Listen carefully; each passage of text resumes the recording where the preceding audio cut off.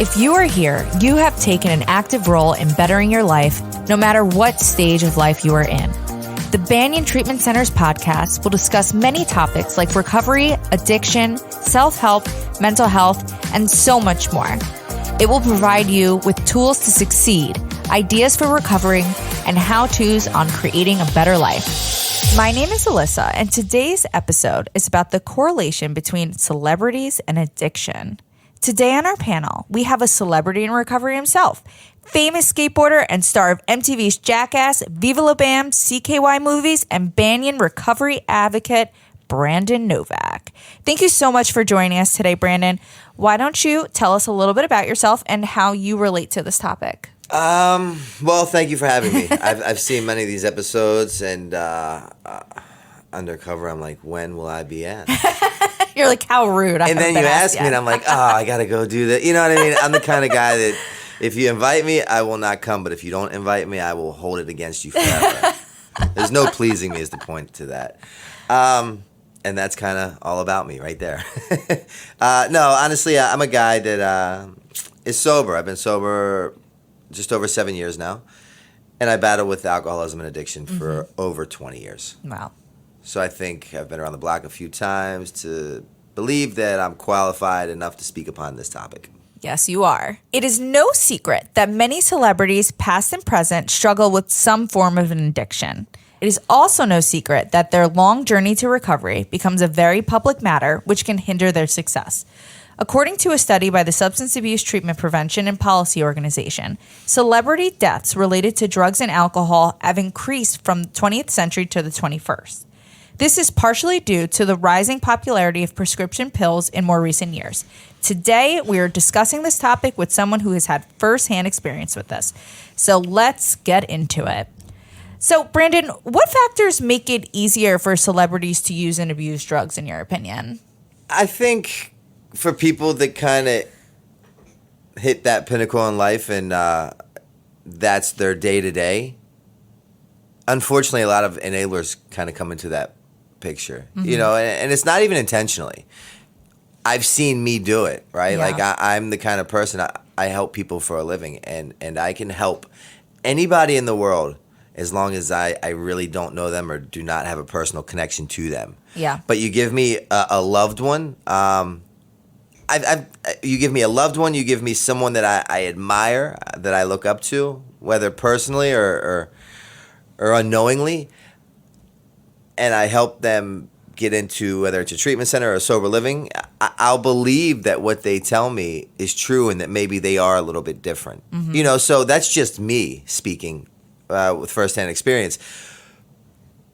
Prime example, I met my idol, my musical idol, a guy that I always wanted to meet my whole life. And he was playing a show in Switzerland. And it was on my 4-year anniversary, my fourth year sober anniversary.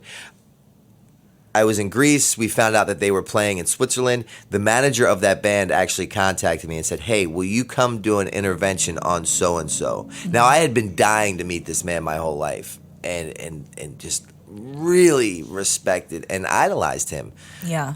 And all I ever wanted to do was see him live and meet him. The last thing I ever wanted to do was an intervention on him. You know what I mean? Because, like, I don't want the guy that I respect more than anyone in this world to now hate me, which is ultimately what's going to happen when you intervene on someone's daily drug usage. And I showed up to a show, and it was such a rad experience. They played the show. They brought me backstage afterwards, and it was midnight in Switzerland.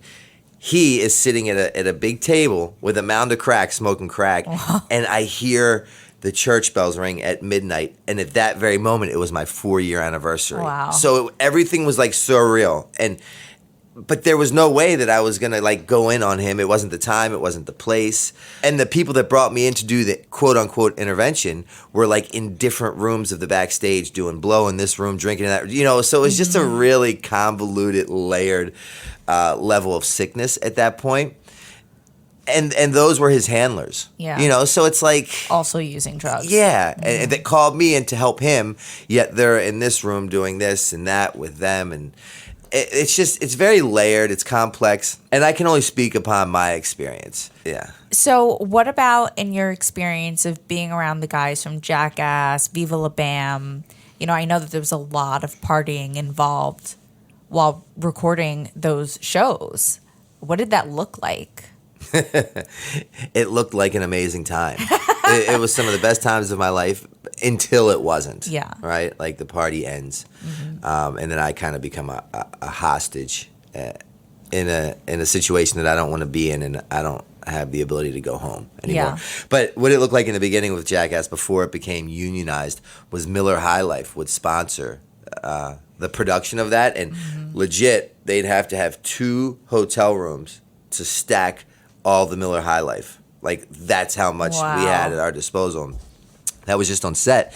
And it was an amazing time. And, you know, I remember guys would come by and literally just throw a handful of Adderall on the restaurant table. And but that's when we were younger. You know what I mean? We were indispensable. We were indestructible.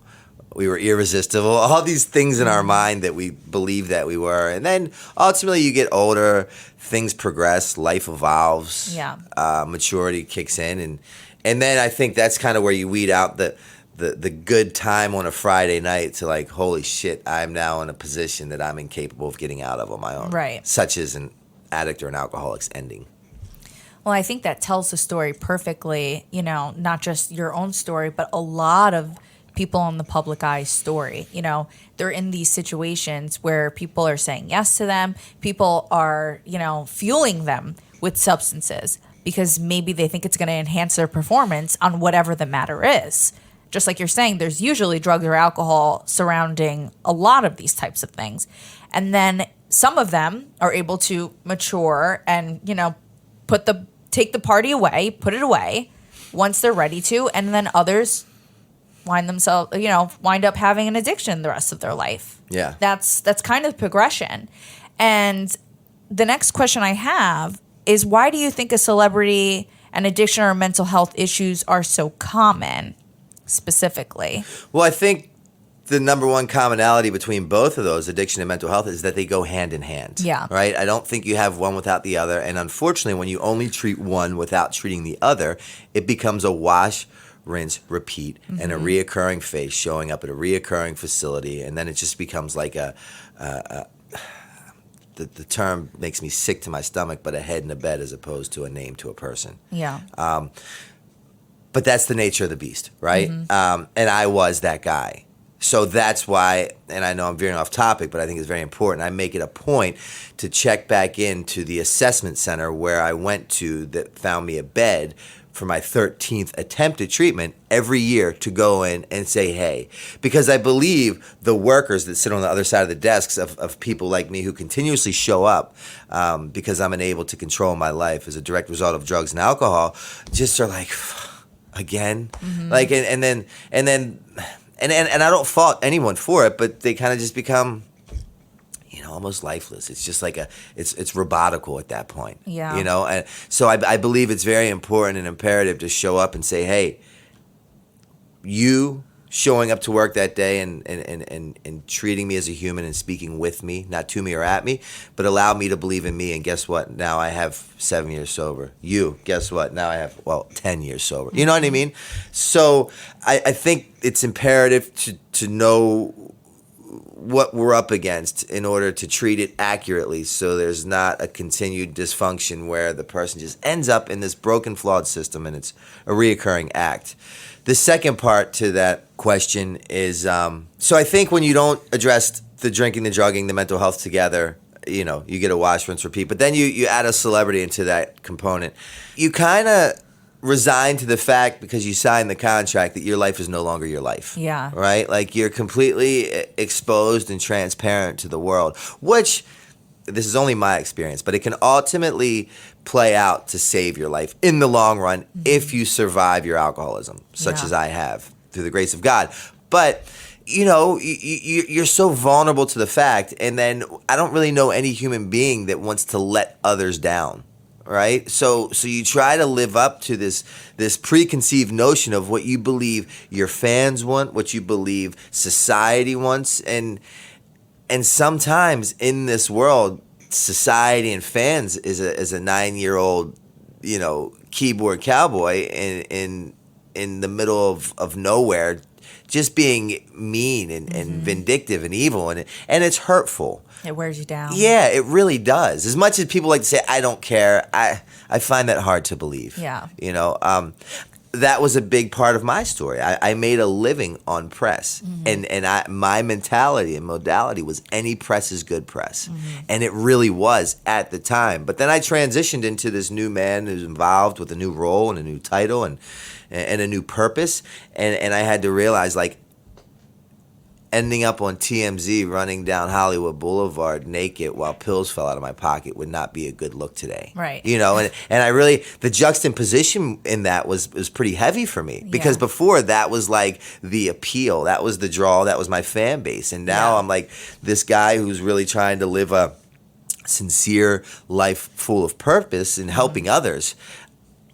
No, there's no class or course that teaches you how to do that, to shift that perspective, to believe like what I'm doing today is more powerful and more insightful to others, as opposed to being chased down Hollywood Boulevard on TMZ, which makes the TV screen of every TV in America. Right.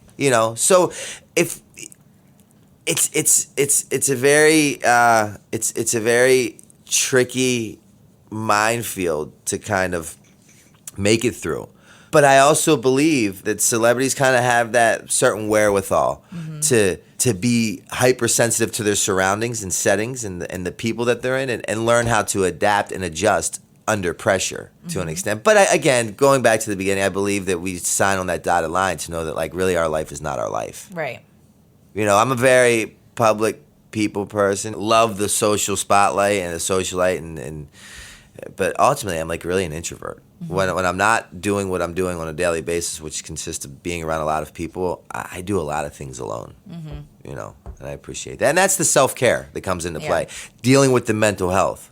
Yeah. Right? Because now the addiction's at bay. Now it's just the health and wellness of my mind, which is the most insane part of the whole process. Right.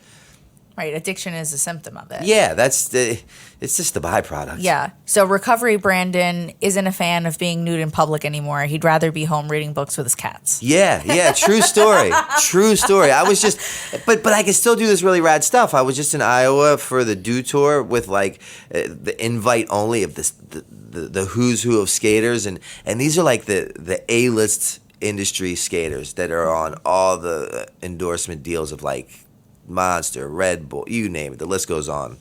Toyota, Mountain Dew, and we were talking at a table, and we were talking about a specific individual that a lot of us know that's caught up with alcoholism and addiction, and how this individual still lives at that moment in their life where they find these old things that we did that at one point were hilarious and everyone loved them, is to rather like immature now. We do, and we're praying that, and that's kind of, we stop growing and evolving once we get consumed with addiction, and we're there. Well, you've evolved as a person. Yeah, exactly. My interests have changed. My day-to-day has changed. The world has changed. Literally, yeah. And you have this whole cancel culture now. So, like, you can literally say one wrong thing and you're just done. Yeah. You're done. That's so interesting the way that you put it, is like you sign up and you give your life away. Yeah. Your life is no longer yours, and it's so true. I mean, you see so many celebrities, there's so many like events and things that they are booked to do, and it's like even getting sick is not acceptable. No. You have to be there. So they put their bodies through so much. You're getting a steroid shot to make sure that they can get on that plane and just get through that event. There's no Or you get to time the for event self-care. and you don't give Dave more than a minute and a half, or what Dave thinks is you've brushed him off to talk to someone else, and then Dave is just in your DMs and all over social media how Novak is this asshole who doesn't care about his fans, and he forgets where he comes from, and he thinks he's the man, and that's not the case. Right. I was just merely in a hurry and didn't even recognize that Dave was there to say hi because I was paying attention to something. You know what I mean? Like, literally, anything can be, misconstrued. Yep. And everybody's opinions can just be out there. Yeah. And that's tough, but it is what it is. So how do you think pop culture does or does not glamorize drug use? It's funny because, we were just talking about us as human beings changing, especially in sobriety with time. I don't look at things the way I did when I was drinking and drugging. So Yeah. for me today, it's kind of like you spot it, you got it mentality. I don't see a lot of the glorification of drinking and drugging. Like, and maybe it's just because I'm not in tune with it, and I'm like, oh, that's the guy, and that's the man. You know what I mean? Like, I'm just in a different place mentally to find other thing interesting. But I don't see it as much as I did when I was drinking and drugging. Right. But what I do know, again, to bring back to where I just came from, I was at the Dew Tour, which is hosted by Mountain Dew and Toyota, and it's a very elaborate, nice event for the A-list skateboarders in the world, invite only. And they had me coming there speaking about mental health and addiction, giving talks, letting people know that resources are available. And like, that wasn't the thing before. And I was backed by all the people there. Yeah. Because what happens is skateboarding and celebrity kind of is different, but it's the same with the guys that I was just around. They make it to this pinnacle in their career, the Olympics, X Games, the Dew Tour. So they're televised throughout that, outlet. But then they make it to this point in their career, and then all of a sudden they're like, I'm 32, I'm 35, my bones just can't take it, my body aches, but all I've done is skateboard my whole life, and I'm not really the man like I was. I'm not in demand like I at one point in time was, and then they turn to a drink or a drug because no one's really taught them how to build their credit, manage their finances, invest in this, buy that. And so now, my presence is really welcome to let people know the importance of finding these healthy outlets and dealing with your mental health and wellness throughout the process. Or else you end up a guy walking into his 13th treatment center across from a person who's just doing a robotical performance because we've been here before and we'll probably be here again. Yeah. It's so interesting that you say that because I do believe you're right. When you're young, when you're partying, like maybe you're drawn to looking at that stuff outside. You're watching the trash reality shows where they're drinking and being crazy. And then as an adult, maybe you're seeking something that's a little bit healthier. So you're not necessarily seeing it in pop culture. But 100%, you are so right that I think that this world is not necessarily turning a blind eye anymore to addiction. And we're seeing people come out and advocate for recovery now more than ever before. I mean, even the last Warped Tour in West Palm Beach, they had somebody on stage for all of these people, which we know were all drunk and high, talking about recovery, saying that there was a booth for an AA meeting. If you need support, we're here for you, and recovery is possible.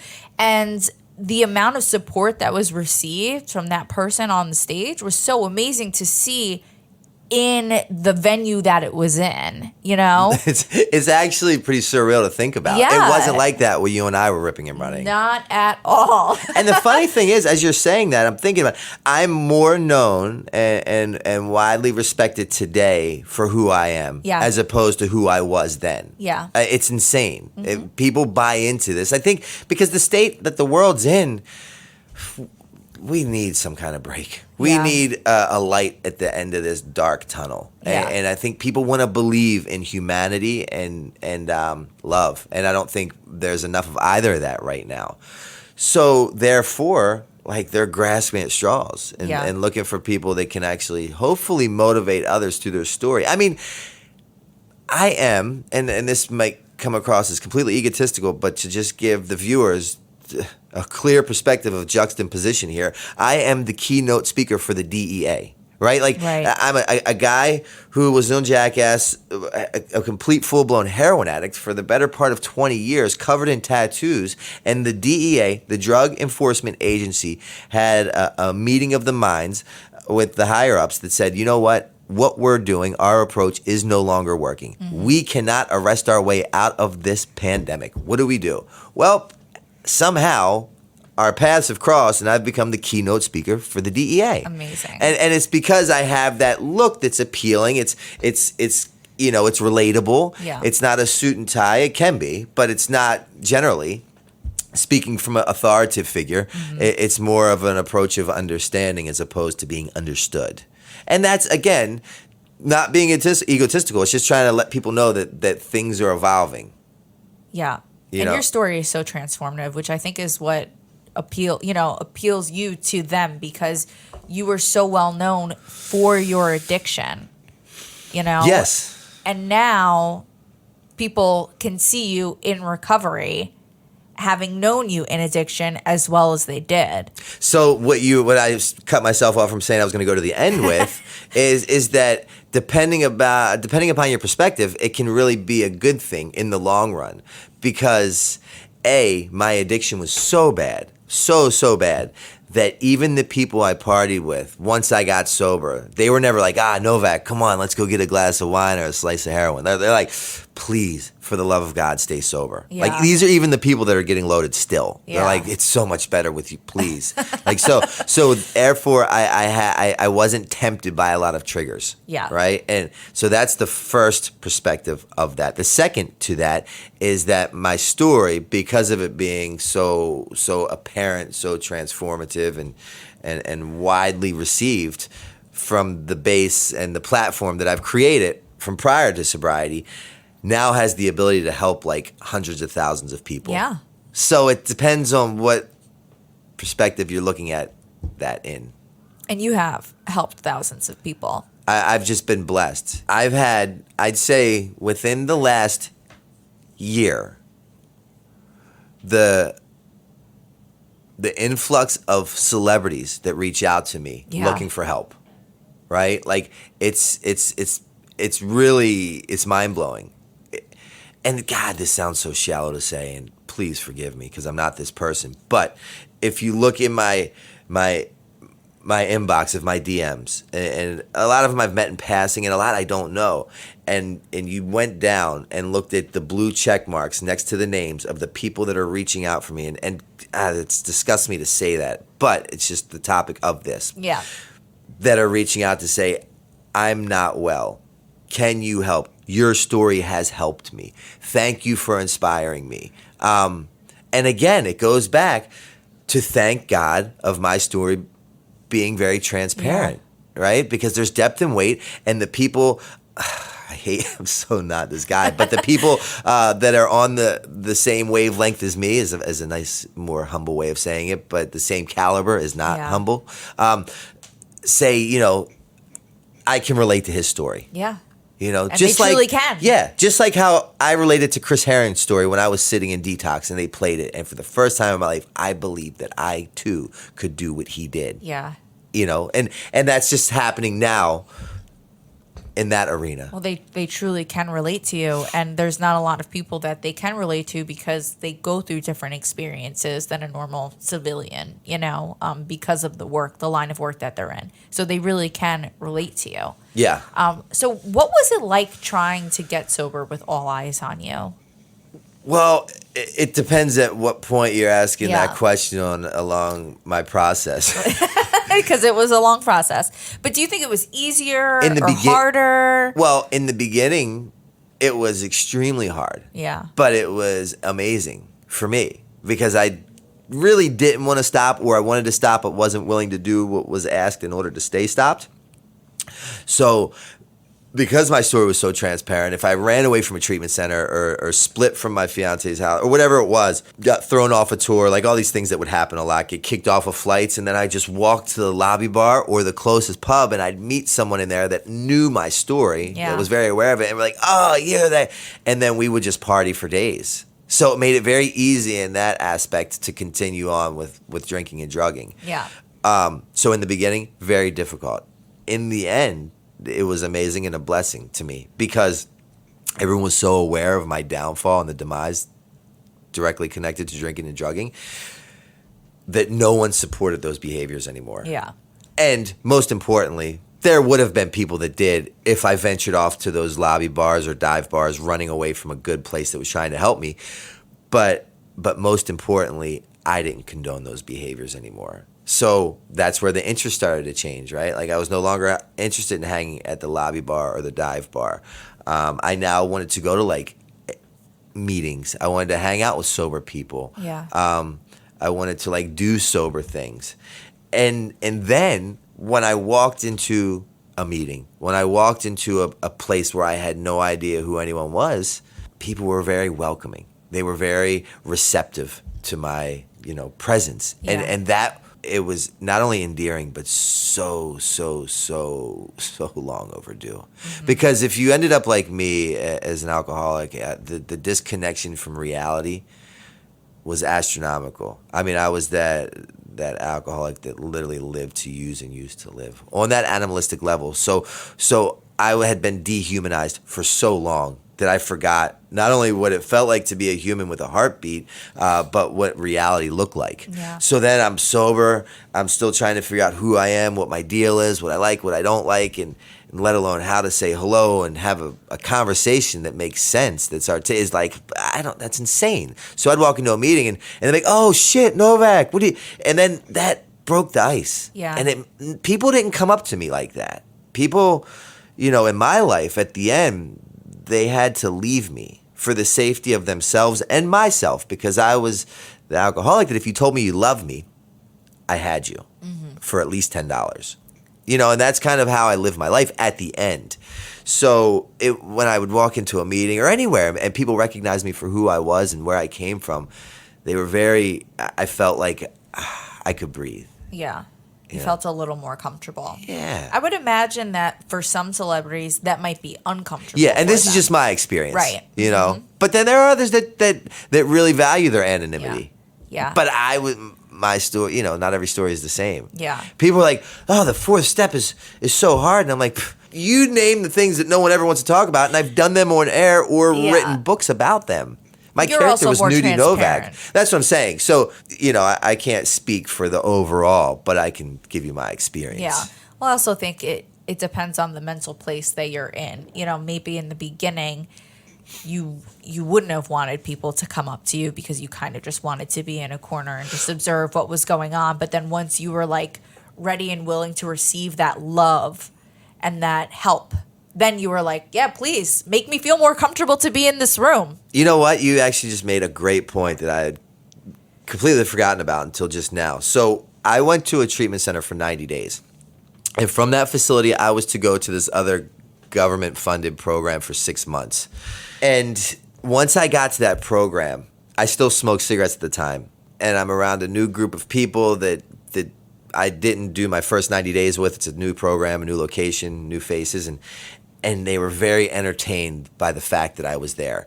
And during smoke breaks, after dinner or whatever, I go out and smoke, and I would just be bombarded with questions that did not pertain to my sobriety. Yeah. Is this person funny? Was that real? What was it like when? Did that hurt? And I became so annoyed and frustrated that I took to smoking in my bedroom. And now that wasn't allowed. Yeah. And I wasn't doing it because I was defiant, wanted to break the rules. It's because the stakes were finally so high that I was taking my sobriety so serious that I had no time to talk about that. For real. My life was on the line and I accepted it. So then I got kicked out for smoking in my bedroom. And I'm like, but I really took heed to what they were suggesting to me in the beginning, and I acquired a sponsor, and I called the sponsor because the program called my family and they said, oh, he's being kicked out. And they're like, for what? Because I had been doing so good. Yeah. Smoking in his room. And immediately they're like, here's the downfall. This is where the other foot drops. We had been the typical behaviors, wash, rinse, repeat. And I was so hurt because I knew things were different, but I called the sponsor that I acquired. And he said, well, let's find you a sober living house to move into. Because at 92 days, I'm now standing outside of the program that I just walked into with my trash bags full of clothes because I hadn't accumulated luggage yet. And and I'm like, this is the same deal. Mm-hmm. But I found a sober living house and I moved there. And the only thing that changed was my address, not my sober date. But in the beginning, I did not want to talk about that. Yeah. So you're right. I guess there's times and places for everything. Yeah. But I was pretty good at avoiding that.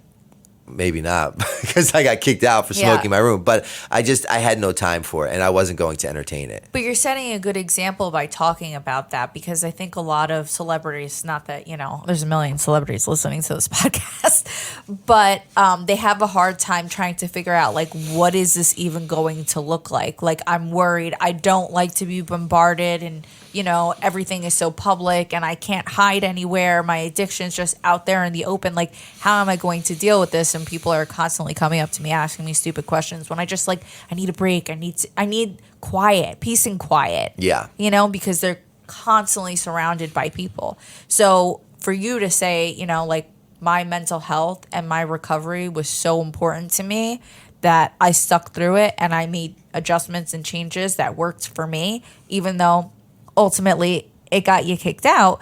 But you did what you had to do to save your life, you know? Yeah. And there are ways to go about it. And, you know, hopefully people with more resources, because I know at the end you were at the bottom of the barrel and you went to a state-run facility, right? Yeah. You know? Yeah. Hopefully some of these people still have some money. They can go somewhere with more privacy, and I think that's important for them. And that kind of goes into, like, the whole, like, should celebrities be held to a different standard in recovery? But, like, I do believe that their experience is different. It is. I think their experience is different, but I think their sobriety is the same. Yeah. So I don't know. Again, I'm married to my narrative because it's mine, and I was not held to any different of a standard. Yeah. And for me, when I work with people, I'm pretty. I don't want to say black and white because that's not what alcoholism is. It's not a one size fits all. But I think the way that we get better is. Yeah. But at least my way. But I know that's not the case for everybody. Mm-hmm. So I can't give you what I don't have. So when people reach out to me and they want my guidance or my suggestions, I only give them what worked for me. Yeah. But your story is very appealing to both aspects of it because you've been there in the trenches with, you know, normal addicts, not normal, but, you know, non-celebrity addicts, and you've been through it from a high-profile place. So, like, your story touches on so many different aspects, and everybody can relate to you. It's not just, like, one group of individuals. It's everybody. And when you do these interventions and you're helping people, you're just so real about your story in general that anybody can relate to it. You know, you don't hold anything back. Yeah. I mean, I'm actually really good at playing devil's advocate, you know, and I understand why the CEO who's held up in his penthouse doesn't want to leave and has a mound of cocaine and 15 naked women running around his house. Yeah. Or the guy under the bridge would rather just continue to shoot heroin or drink wine than accept the help of our hand. I get that, you know, so I definitely have a very unique ability to look at things from a lot of different perspectives. Right. And it all comes back to my sobriety, which is accepting of everything, everyone with exactly where they're at. Because I don't believe anything happens by chance or coincidence. Yeah. So talk to us about, you know, what recovery has given you, you know, on this new career path that you were on. Because obviously getting high and getting hurt was your career path prior to. What does it look like for you today? It's really funny. I think about this. My life prior to sobriety, literally, from every aspect was consumed by drugs and alcohol. Yeah. I made a living from it. I would do appearances in nightclubs. They'd pay me. They'd get me drugs and alcohol in order to drink and drug at their facility, establishment. You know what I mean? Yeah. Like I legit. And even in Jackass, like the more outlandish my behaviors were, the more it's insane to think, right? Yeah. Like an alcoholic's dream is to just be a complete mess and capitalize off it. Right. And my world within Viva and Jackass was that. Yeah. The more outrageous my behaviors were, the more outlandish my antics had become, the higher the ratings were, the more in demand I became, the more money I made, which ultimately just went back to the drink and the drugs. Right? Yeah. It was a reoccurring cycle. But then I get sober, and the honest to God truth today is my life is just as consumed by drugs and alcohol. The only difference is I don't use them, and I live a very beautiful life because of them. Yeah.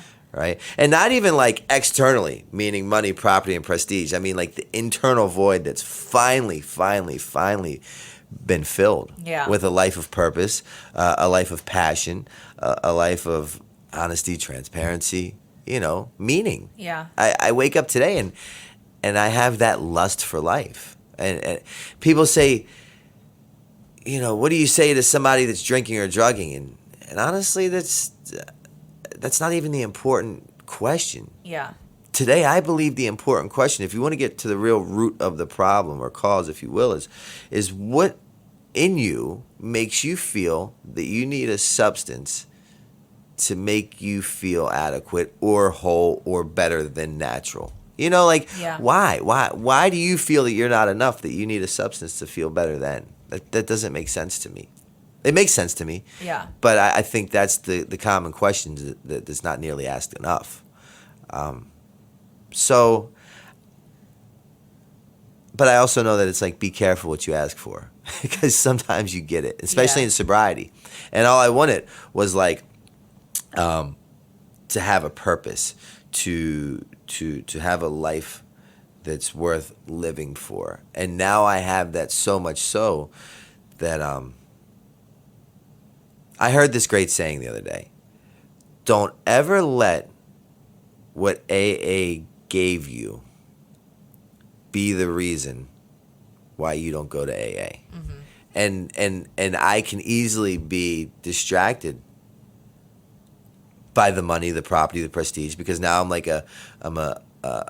a tax-paying member of society. I own businesses. I have employees. I have family members. I have friends. I have sponsees. I have professional work things, and it's a lot to manage. Yeah, you're thriving and you're busy. Yeah, so it's like there's really no balancing act. Again, it just comes back to taking care of the mental health and wellness, which is what I do every day. I kind of have a routine that then turns the rest of the day into like the Matrix. Yeah. Like I can slow motion and things kind of come at me, and I can adapt and adjust to kind of prepare accordingly. Yeah. So it's really cool, and I say it all the time, but sobriety has truly given me everything that drugs and alcohol ever promised me. Yeah. Now it's just for me, it's finding this place in life. Two words that I'm trying to revolve my life around, and I pray for it every morning and every night. And if I could accomplish this, I would have the most freeing life in the world. It's two simple words: gratitude and forgiveness. If I can have both of those words, and I mean really process that, it's easy. I'm grateful, but like gratitude and forgiveness. And if I can encompass both of those into everything, then I will just be like the freest man in the world. Yeah, so true. Literally, and it's two simple words. Yeah. And I say that to myself. It's like a mantra. I say it because I can wake up grateful, but then all of a sudden I find out that someone did something that I don't agree with, and then there's no forgiveness or there's vindictiveness. Mm-hmm. It's just two simple words, and I literally say it to my mind because the longer I stay sober, the more I become, I guess, a quote unquote accomplished individual, mm-hmm. and I can then believe that I'm entitled to things. And that's not the case, So I work really hard because that is the other part of this whole celebrity / recovery aspect, is that there's a pretty big ego that goes along with that, and entitlement issues. Yep. Right? And it's not that that's just the way the person is, but it's like you're conditioned to be that way because you have the manager, you have the agent, you have the publicist, you have the green rooms, you have the rider. What do you want when you walk in? You have all these people negotiating for you. And it's just like that becomes the norm, rightfully so. But then for me, I get sober and realize that doesn't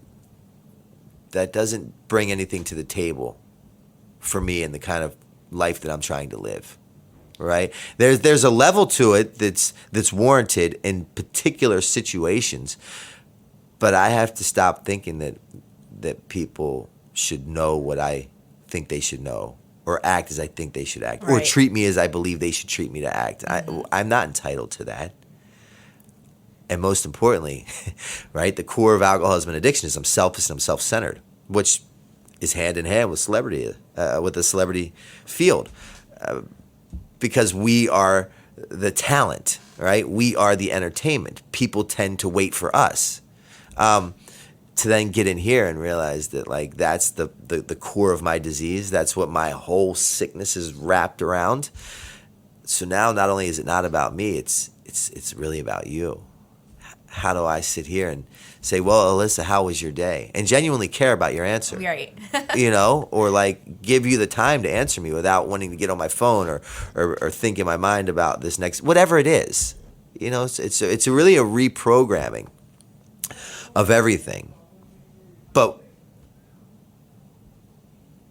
I have, and if you are blessed to find yourself in the position to be willing to buy into this process that we do in order to stay sober, it's grueling, it's daunting, it's heavy in the beginning, but in the end it becomes really light and very free.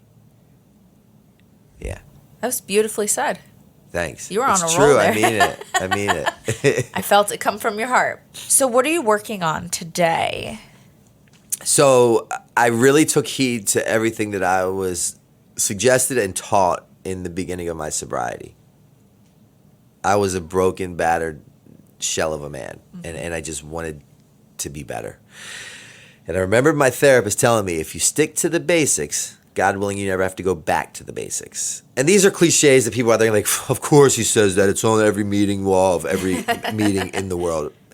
I get it. I'm telling you my deal.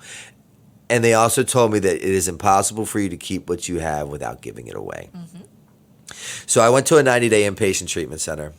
I saw a man on a TV screen who inspired me to believe in me through believing in him, which was my dear friend and very big mentor in my life, Chris Herring. And at that very moment, I said, I want to do what he does. And I didn't know how that was going to play out or what that would look like. But I believed that I could because I saw him do it. And he did it and was doing it. So I successfully completed that treatment center, and then I went to a sober living house. And in this sober living house, I kind of reintegrated or merged back into society, which is always where the ball was dropped before, coming from treatment, going back to, the outside world, the unsafe bubble, if you will. This time I followed the suggestions. I went from the treatment center to the sober living house, and I started to recognize these changes that were taking place in my behaviors, which ultimately I learned was the actual root of the problem. We talked about the drink and the drug is just the byproduct. It has nothing to do with it. But I started to have these revelations, and I saw what it was doing for me that no other place could. And I said, like I said when I saw Chris's video, I said, I want to recreate this one day and give back, because my therapist said that's what I had to do in order to keep it, to other individuals that need to reintegrate or merge back into society. Yeah. And left it there. Fast forward to today with 7 years sober, I do exactly what Chris does. Yeah. Which is I work in the drug and alcohol treatment field. I'm a motivational speaker. I help people get into treatment on a daily basis. And I recreated that sober living house that I lived in, that I vowed that I would, to give back, again, what was freely given to me, because I was on a scholarship at that house. And I've created Novak's house. I created Novak's house almost 2 years ago, a little shy of 2 years ago, and it was one house with 10 beds. And today I have 4 houses with 40 beds. Amazing. I wish that wasn't the case. I wish my service wasn't warranted, and I wish the houses were out of business. But unfortunately, that's not it. But I'm playing my part, and I'm doing what I believe was asked of me. And I run around the world, and I throw events, and I have a lot of generous friends and benefactors that like to donate because they believe in my why, my mission statement, and I raise a lot of money, and I have an abundance of scholarships available. And my why today is to never, ever, ever let price be the deterrent as to why any human being, right now primarily men, and it just is that way because I only know men's sober houses, to not be able to receive adequate, healthy living conditions because they don't have the resources. That's fucking insane to me, right? Like I came in, I'm tired of saying it, with 8 scarves, 2 jackets, 3 socks, a stick of deodorant, a needle, a spoon, and a restraining order, and a bag that doubles my pillow. That's what I owned. I didn't have resources available to me. I told you, if you love me, then I got you for $10. So I had burnt every bridge, and I didn't have an abundance of people to go through my Rolodex and say, I need, for me, it was $165 a week for sober living. So I remember how that felt, and I didn't agree with it, and I didn't want it to continue to be that way. I today am a big fan of creating the narrative that I believe is right and that I am looking for. So I changed the narrative in my world, and I've opened these houses, and I have scholarships available, and I can literally help any man that's willing to do what it takes to stay sober. Yeah. I've written a book. I've had the first ever addiction graphic novel published. I have this documentary that's coming out that's going to probably be one of the most beautiful, important works of my history that I can't even put into words how much it means to me. Mm-hmm. And this has been in the makings for over 20 years. But most importantly, I'm just a man filled with purpose today that's driven by random acts of kindness. That's it, really. What advice would you give to someone looking to get help to get started on this journey of recovery? Well, if you're listening to this podcast, and I say this to a lot of people, like, oh, Novak, I was watching your video right before I went to treatment. And I'm like, before? He's like, yeah, I was held up in this hotel and I was watching your video. And I'm like, I feel really bad for you and your life. Your life sucks. If you're held up in a hotel room watching my sober talks, God bless you. Like, the party's over. So if you found your way onto this platform, listening to this podcast in its entirety, which I believe you have because we're now at the ending, it's time to fucking wrap it up. That's right. Like, it's time to reach out and let someone know where you're at. Like, legit. Like, let's just cut the small talk here. Yeah. Because why would you be interested enough to sit through this whole talk to get to this point? Right? Like, there has to be some commonality here. Mm-hmm. And it's crazy looking back. The only chance that I had at obtaining victory was by admitting defeat. It's insane. It makes no sense, but it makes complete sense in this world of ours. It's impossible for me to use the same brain that thought me into this terrible position to think me out of. Yep. So here's this used car salesman pitch. If you need help, I get it. I understand it through and through. And you can call me, man. You can really call me. 610-600-9174. Me and my team will literally do anything that it takes to get you the help that not only you need, that you deserve, right? Because I wouldn't wish what I had that was untreated on my worst enemy. It's so true. And you should also follow Brandon. He posts a lot of inspirational stuff on social media. Twitter, YouTube, Instagram, you name it, he's got it. So you should follow him. Well, thank you so much for being on our podcast today, Brandon. I think everybody's really going to enjoy this episode, and we're just so grateful to have you here. The feeling is more than mutual. I enjoyed it. I could talk to you for hours. Thank you for having me. Of course. I love you, lady. Love you too. We hope you enjoyed today's episode. Remember that growth and recovery are possible, and it can all start today. Be sure to follow us on Instagram and Facebook at Banyan Treatment Centers, and make sure you're subscribing for notifications of new episodes. And don't forget to leave us a review. If you or someone you know are struggling, call us today at 888-515-7706. Thank you for joining us today on the Banyan Podcast.